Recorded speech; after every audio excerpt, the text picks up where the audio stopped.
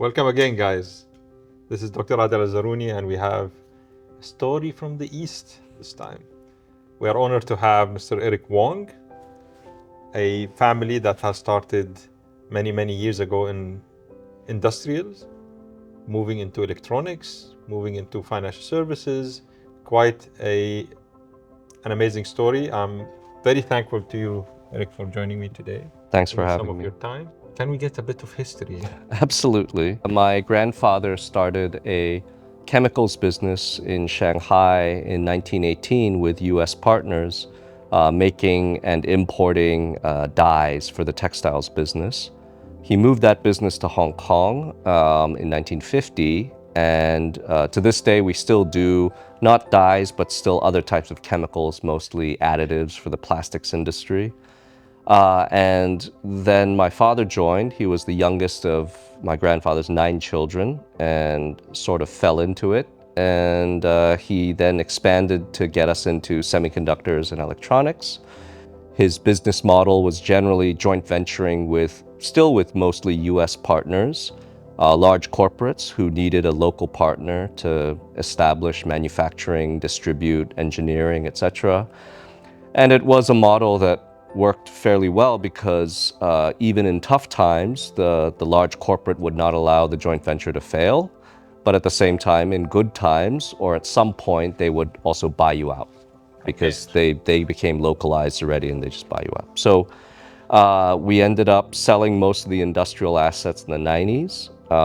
I remember the last thing we sold was a joint venture with a US company called Molex, which makes connectors. And that was bought by the Koch brothers. And that was it. Turned in the shares, and that was the last kind of joint venture asset in the space that we unloaded. And by the time I was trained as a biochemist, I worked at the FDA for a very brief stint. And then I went home to join the business, but there wasn't really that much of a business left because it was mostly sold.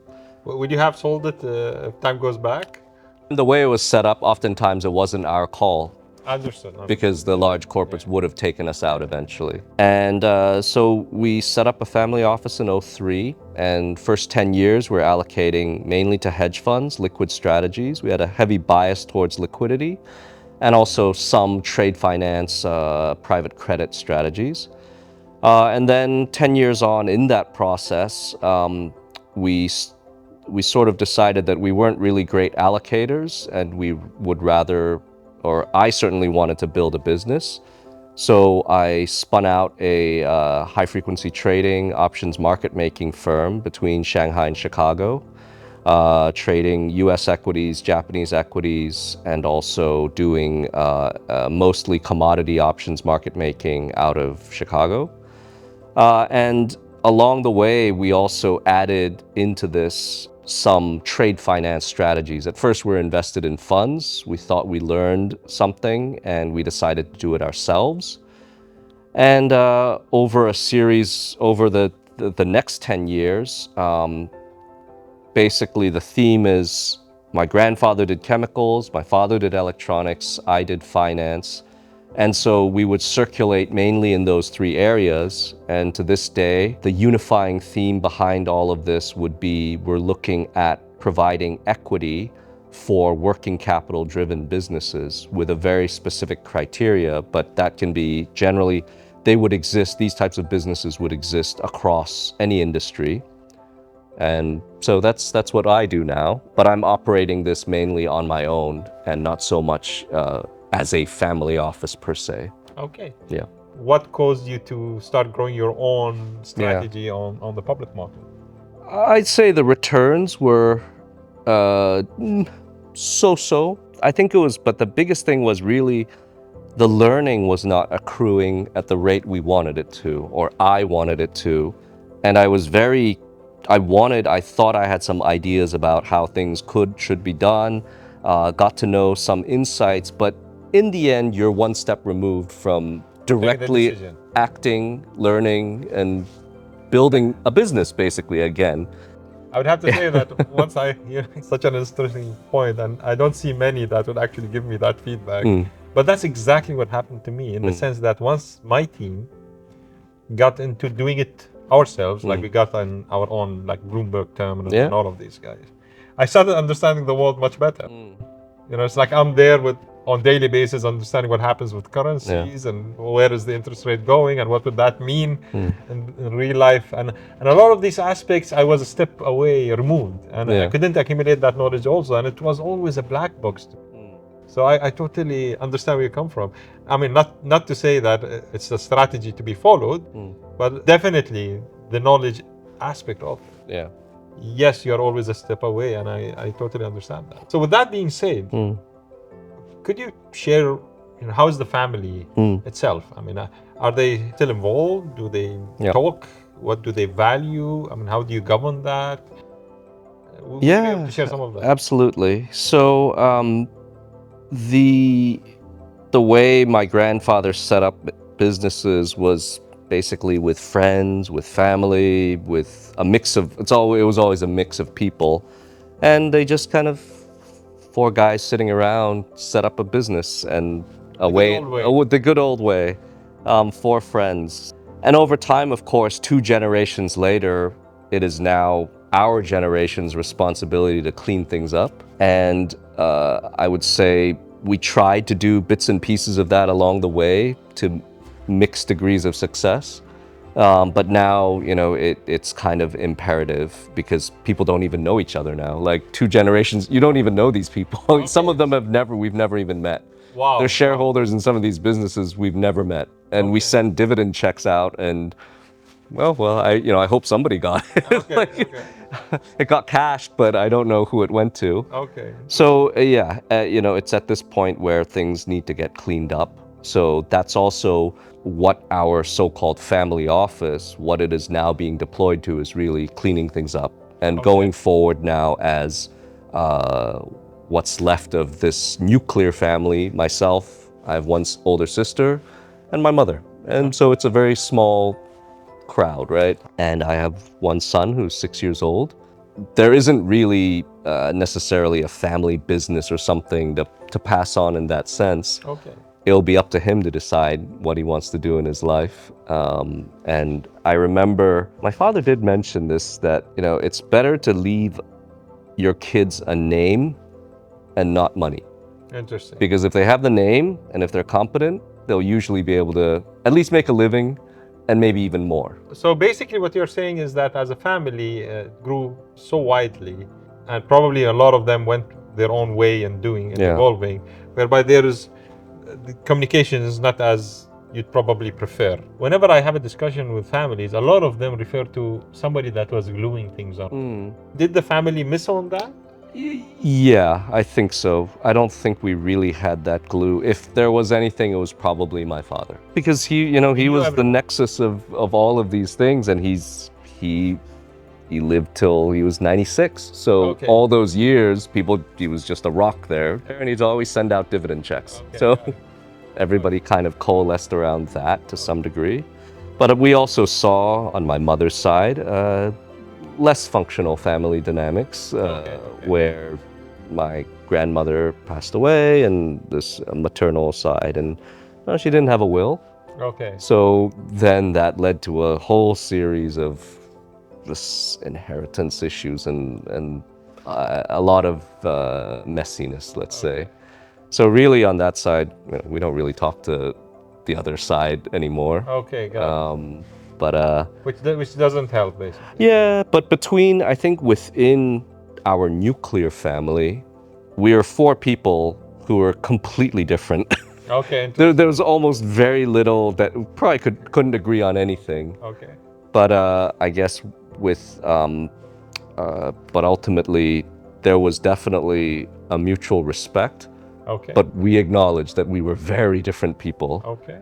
Are there lessons learned already whereby in the nucleus family there are different structures or like governance or an understanding of how to keep things together, or is that still not there yet? Yeah, I think one thing was that unlike probably a lot of the other families, the businesses that my grandfather and father built, they sustained themselves to some degree, and to some degree more in memory than in existence as a business. But so what ended up happening was, as to some degree as middlemen, that business doesn't really carry on for a very long time. Either the environment changes or you get bought out or something. You stayed semi-liquid, but you also did not generate that. We never seriously went into real estate in Hong Kong, which is an interesting story that we're Shanghainese, like my mother and my father are both Shanghainese. You'll notice that not many of the real estate oligarchs in Hong Kong are actually really almost none that are Shanghainese. Okay. Because they had just fled Shanghai where they lost all their property. Okay. They weren't even thinking they might necessarily stay in Hong Kong. Okay. Let alone have the balls to then go and buy land the way. So it was really the Guangdong, Cantonese, Chiujiao, the guys, they were the ones who really are all the oligarchs. Okay, got it. And they had the balls to go in when there were protests and so on. They just leveraged themselves up to the hilt and just bought land across. And that worked. And it worked very well, obviously. Yeah. That's kind of a curious observation that the Shanghainese, they didn't end up going into real estate. Understood. Yeah. Such an interesting story. Where do you think the future is for the family? I mean, how do you foresee it? Yeah, I think I would say it's simple in some sense, that I can't help myself from wanting to build certain businesses, but I have pretty much no intention that my son would end up having to get involved with them.